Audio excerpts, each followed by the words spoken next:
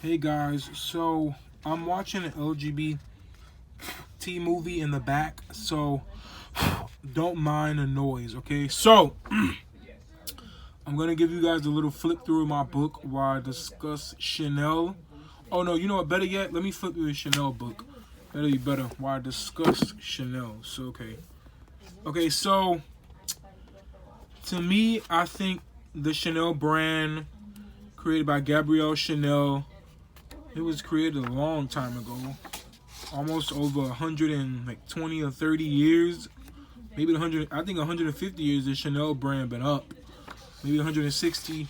I think the brand needs a total revision because Gabrielle Chanel has ties, literal ties. She was a Nazi agent. She had ties to Nazism.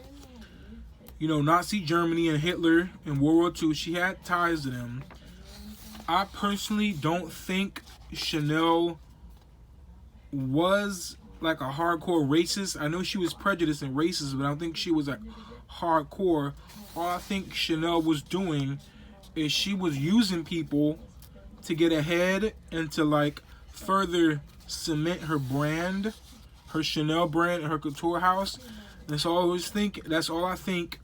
Because she used Jewish people before the war to get ahead in her brand, because Jews had their hands in fashion, and I just think Chanel was just using whoever she could, men, a lot of men, maybe even women, to get ahead. That's all she was doing. I read that she was an opportunist, and she collaborated with Nazis. She got intel for them during the war, maybe through fashion or something, I don't know, maybe through the industry, and I think it's really bad, To me, I think the Chanel brand could, I read that she was a whore, Chanel was a whore, a literal whore, maybe even like in modern times, she would be a sugar baby, where you like women sleep with guys in exchange for gifts. She slept with men. It wasn't implied that she was sleeping with men really for stuff, but come on, we get the gist. We all get the gist. We live in a modern day and age, and that's just what I feel like. Chanel, she was just using people, and I know, like, to me, I think that's worse than being a racist, because I think in racism, you're taught certain things and you actually believe it. But Chanel was just very selfish to me. Gabrielle was just very selfish. She didn't care. And she was going to use whoever she could, even at the cost of many, Jewish people dying. I think she was just an opportunist. It's crazy. Yeah. Also, I know Louis Vuitton, LV.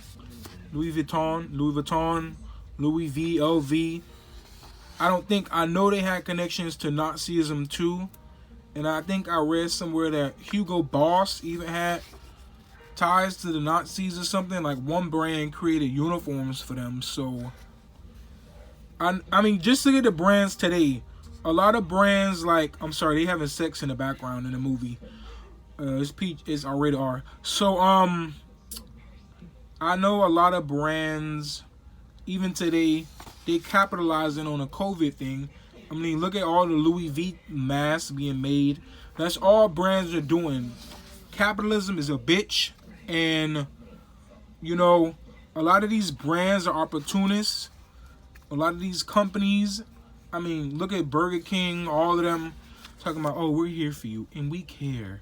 With the bullshit commercials, talking about they care about the COVID and protecting people. Nah, they care about making money, period. So they're going to just do what they got to do to make the money and go with the trends, period. These companies don't care. It's all about the cash, the dinero. Yo quiero dinero. Sorry, guys, I'm Afro-Latino. So, yeah, and I'm also black. So, well, it's kind of the same thing, but I'm half African-American, half Salvadoran. So, yeah. And plus, both my parents are black, my adopted parents. But they're my real parents, and I love them. So, yeah. Chanel was just she was an opportunist, and she was a sugar baby. In today's age, come on, like, we know the gist. Girls use guys for things in exchange for sex. We know the gist. But to be honest, I really want to see them Chanel stray away from their racist past, the brand. Maybe they could like rename the company. You know, maybe name it something French like Privé or Mademoiselle. You know, Mademoiselle. Maybe Louis Vuitton could do the same thing. Just rename the company to just push away from their roots. You know, their horrible past. I mean, look at Abercrombie. Abercrombie, you know, they got the name, but they changed like the image. Abercrombie was very white and elitist and horrible. Abercrombie changed that image by, you know, just showing multiculturalism. And, you know, they changed the image. You know, it don't really, their past is still there, but like kids growing up now will really think that Abercrombie is an inclusive brand, you know? Yeah.